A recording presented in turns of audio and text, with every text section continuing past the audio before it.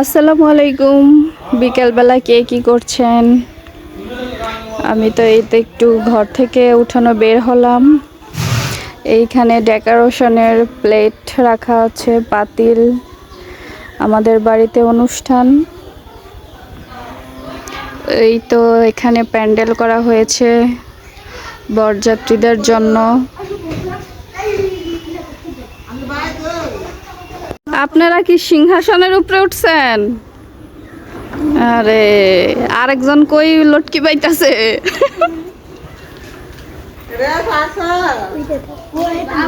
উপরে এগুলা কি দিছে? এগুলো তো সুন্দর লাগতাছে, গোলাপ ফুলের মতো লাগতাছে এগুলা দেওয়াতে না?